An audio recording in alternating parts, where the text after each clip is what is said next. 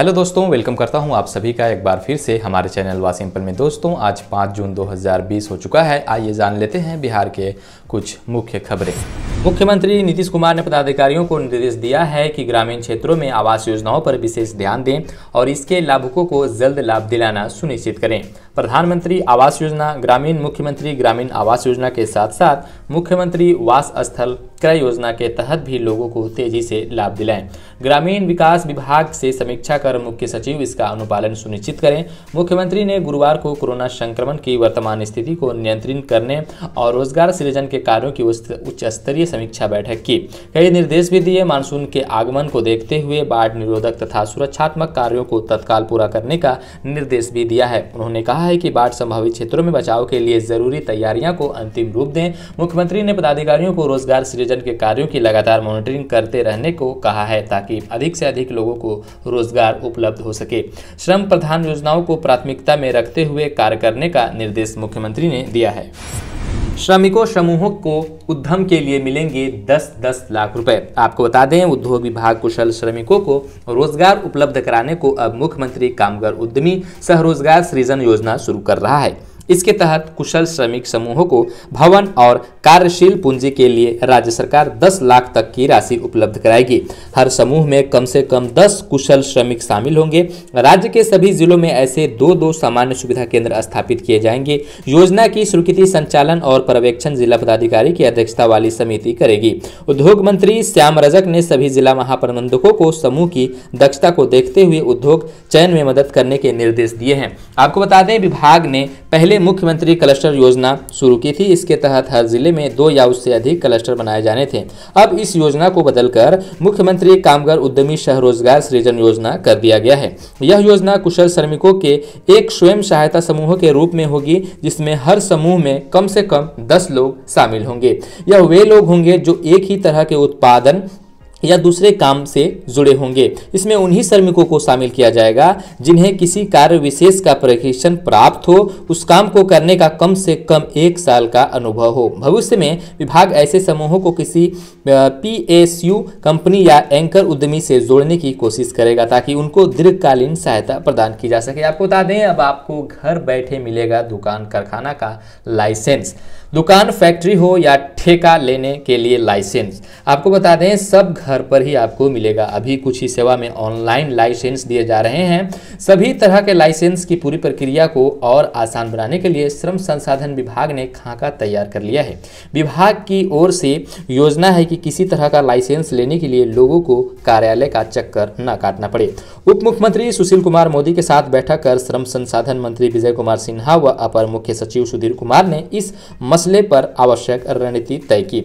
श्रम संसाधन विभाग की ओर से दुकानें चलाने के लिए लाइसेंस दिया जाता है। इसी तरह फैक्ट्री चलाने वाले भी लाइसेंस लेते हैं, जबकि ठेका लेने वाले ठेकेदारों को भी लाइसेंस लेना पड़ता है। कोरोना के कारण लाखों लोगों की बिहार वापसी के बाद अन्य विभागों की तरह श्रम संसाधन ने भी तय किया है कि विभाग की ओर से दिए जाने वाले सभी लाइसेंस ऑनलाइन हो। साथ ही एक समय सीमा की जो उसमें क्राइटेरिया हो वो भी तय हो। अगर तय अवधि में लाइसेंस निर्गत नहीं हुए तो उसे स्वतः जारी माना जाएगा। श्रम के पोर्टल पर अब तक 75,000 मजदूरों का पंजीकरण हो चुका है। वहीं विभाग की ओर से खोले गए पोर्टल पर अब तक 75,000 मजदूरों ने पंजीकरण करा लिया है। श्रम मंत्री ने कहा कि पोर्टल पर मजदूरों के पंजीकरण से सरकार को कार्य योजना बनाने में सुविधा होगी। मंत्री ने कहा कि आपदा प्रबंधन और उद्योग विभाग की ओर से प्रवासी मजदूरों की स्क्रीनिंग की गई है। इस स्किल्ड मजदूरों का डाटा नियोजन पोर्टल पर अपलोड किया जाएगा। परिवहन विभाग ने बुधवार को वीडियो कॉन्फ्रेंसिंग के जरिए मुख्यमंत्री ग्राम परिवहन योजना की समीक्षा की। बैठक में सभी जिले के डीएम और एसडीओ ने भाग लिया। सभी डीटीओ और एसडीओ को निर्देश दिया गया है कि अनुमंडल स्तरीय समिति की बैठक समय समय पर लाभुकों का चयन करें तथा उन्हें राशि का भुगतान करें। जिन पंचायतों में रिक्तियां अभी बची हैं उनकी समीक्षा करें तथा रिक्ति के विरुद्ध 100% आवेदन प्राप्त करने की दिशा में कार्रवाई करें। मुख्यमंत्री ग्राम परिवहन योजना के 5वें चरण में लगभग 11,598 आवेदन प्राप्त हुए हैं। मुख्यमंत्री ग्राम परिवहन योजना जो क्या है इसके बारे में हमने ऑलरेडी पहले वीडियो बना दिया है, आप जाकर उस वीडियो को देख सकते हैं, लिंक डिस्क्रिप्शन में है। सबसे अधिक आवेदन मुजफ्फरपुर जिले से आए हैं, यहाँ के 790 आवेदन आए हैं, वहीं पटना से 655 और मधुबनी से 575 आवेदन आए हैं। आवेदन की अंतिम तिथि 31 मई 2020 थी। अब प्रखंड स्तर पर आवेदनों के आधार पर वरीयता सूची बनाई जा रहा है। 8 जून को चयनित सूची का प्रकाशन होगा तथा 8 से 17 जून तक आपत्ति ली जाएगी। 18 व 19 जून को आपत्ति का निराकरण होगा तथा 19 जून को अंतिम चयनित सूची प्रकाशित होगी। 19 व 20 जून को प्रखंड विकास पदाधिकारी चयनित लाभुकों का चयन पत्र देंगे। लॉकडाउन के चलते लोन की मासिक किस्त EMI में मोहलत देने को लेकर उस पर ब्याज वसूलने को लेकर सुप्रीम कोर्ट ने नाराजगी जाहिर की है। कोर्ट ने कहा है कि आर्थिक पहलू लोगों के लिए स्वास्थ्य से बढ़कर नहीं है, यह सामान्य समय नहीं है। एक ओर EMI पर मोहलत दी जा रही है, वहीं दूसरी ओर इन पर ब्याज लगाने की बात हो रही है, यह अधिक खतरनाक है। उच्चतम न्यायालय ने केंद्रीय वित्त मंत्रालय और रिजर्व बैंक से 1 हफ्ते में जवाब मांगा है। सॉलिसिटर जनरल तुषार मेहता ने कहा है कि वित्त मंत्री और उच्च अधिकारियों के साथ बैठक कर बात करेंगे। सुप्रीम कोर्ट में RBI ने हलफनामा दायर कर 6 महीने की मोरेटोरियम अवधि के दौरान ब्याज माफी की मांग को गलत बताया। चुनाव आयोग दूसरे राज्यों से बिहार लौटे प्रवासियों के नाम मतदाता सूची में शामिल करेगा।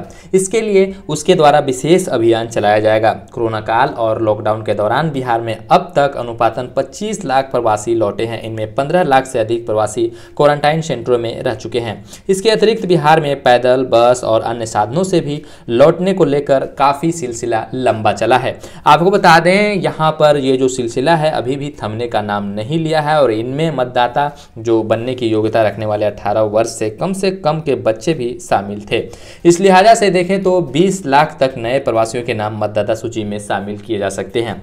इनमें पूर्व में बिहार व अन्य राज्यों की मतदाता सूची में शामिल लोगों के वोटर लिस्ट में शामिल होने और एक दूसरे स्थान से नाम हटाने की संभावना भी शामिल है। इस तरह बिहार में मतदान की जो योग्यता वाले प्रवासियों के नाम मतदाता सूची में शामिल होने से वोटरों की कुल संख्या में करीब 2% वृद्धि होगी। आपको बता दें 20 लाख नए मतदाता हो सकते हैं। बिहार में वर्तमान में 7 करोड़ 18 लाख मतदाता हैं। अगर यह माना जाए कि बिहार लौटे प्रवासियों में कम से कम 20 लाख नए मतदाता भी शामिल होते हैं तो यह संख्या बढ़कर 7 करोड़ 38 लाख हो सकती है।